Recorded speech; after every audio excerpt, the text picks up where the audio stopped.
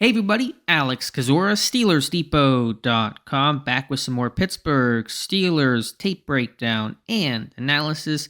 I know I haven't commented much on the Justin Fields trade on the channel.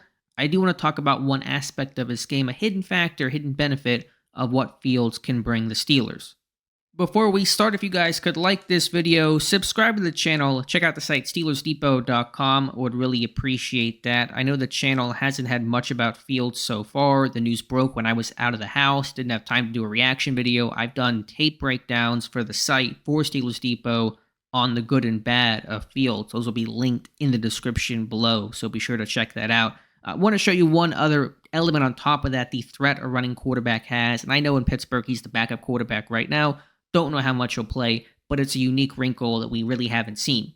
And so in this example here, week 17 against Atlanta, you're going to run a read option out of pistol, and you're going to watch here the front side end, the end being red, freezes because he knows the threat, especially down here, goal line, low red zone, is very real for Fields to run this one in. And so it doesn't allow that defensive end to crash down on the running back, Roschon Johnson, who can motor ahead and get in the end zone. So here's this is what Fields is reading here, intentionally unblocked. If he does crash down hard on the back, then Fields will keep and carry it in himself. If he kind of holds or there's any sort of hesitation, you'll just give and let the running back go straight ahead. And you see the end here.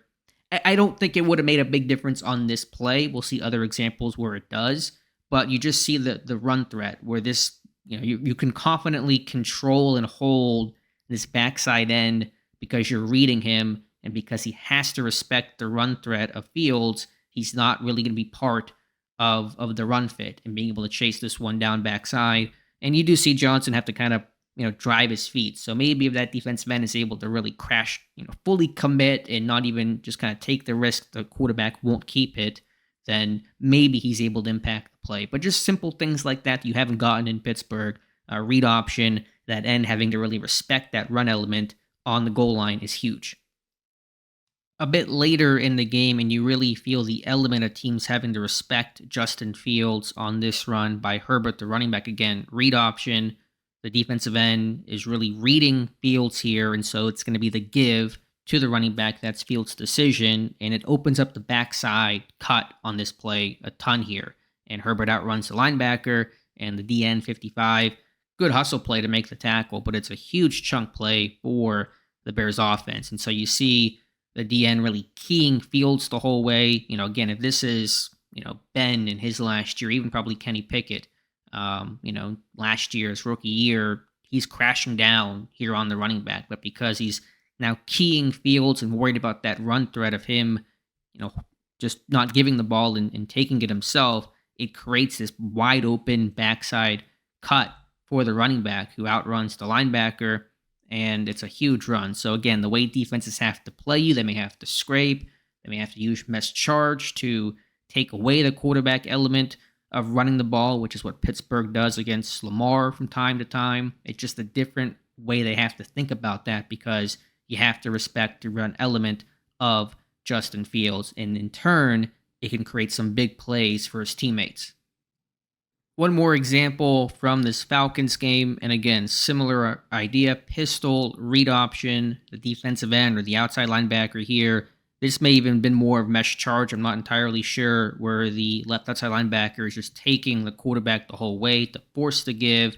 But on this play, again, the backside cut is there for the running back, who then brings it across the entire length of the field and nearly scores, or maybe does. I think he's ruled out just shy of the end zone. So again, you're essentially blocking that defender without actually assigning one of your 9 other guys, sans the quarterback and the running back, to block him. You're holding him there, making him respect that element of it, and giving your back the cutback lane, the opportunity, the open gap, get an open space, and let him do the rest. I think Pittsburgh will use Fields in some specialty packages, some short yardage, goal line, and even just occasional change-up type of stuff. I think there is going to be a role for him, even though, and assuming that Russell Wilson is the starting quarterback for this team, Fields is too talented to totally sit on the bench, and this element is unique enough where it should be utilized.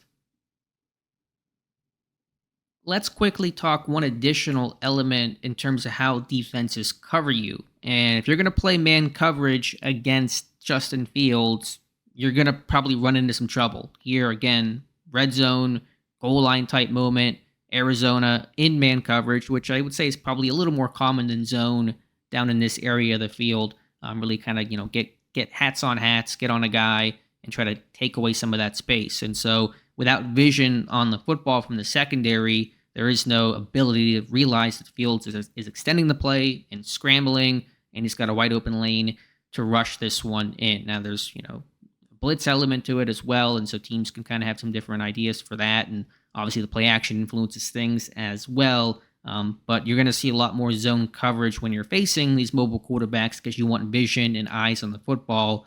So if that guy breaks contain, leaves the pocket, goes to scramble, takes off and run, you're not going to be late reacting to that. So there's just a lot of different elements that mobility can bring. And obviously Fields, has things to work on, and there's a reason why he went for as little as he did, or a reason why he's going to be the presumed backup in Pittsburgh. But just seeing all those little different wrinkles and benefits that, of course, you never really had with Ben, certainly not in the last decade of his career. And Pickett was more mobile, but really wasn't, utilizing that a ton. Some scrambling, less so his sophomore year than as a rookie, which is to be expected, but nothing, of course, to the level that Fields brings. So again, holding defenders in the, designed read option game, you may make defenses have to, bring an additional guy down to really be +1 in terms of box count, to have one more guy in the box than, potential, blockers in terms of tight ends and offensive linemen. So you can account for the quarterback element as opposed to being even, 7-on-7, 8 in the box against 12 personnel, something like that. You may have to bring an additional guy down, or you're always going to be one guy short. In dealing with that and having teams have to game plan for how to defend the run element and the trade-offs between mesh charge versus, scraping versus, doing something else, surf technique, whatever the case is, how teams want to play you, it'll be a weekly challenge. Again, understanding that Fields is the backup to start, and we're not talking about probably a high volume of snaps if they do carve out a package for him, but that's one element of Fields' game I do want to turn attention to, because we know about, obviously, his true scrambling ability and break contain and some of the highlight dynamic plays he can make with his legs, and the arm talent. And again, in the link is descriptions to the good and the bad on Fields and from a more passer, true quarterback level. But I did want to kind of highlight this hidden. It's a niche, and you're not trading for Fields because of this, but it is an element that Pittsburgh will have that they've not really had since the days of Cordell Stewart, and I really want to see how it plays out in 2024. So let me know your thoughts in the comments below. Appreciate you guys watching. Please like this video. Please subscribe to the channel. Check out the site SteelersDepot.com. Would really appreciate that. Thank you again, and we'll talk to you soon.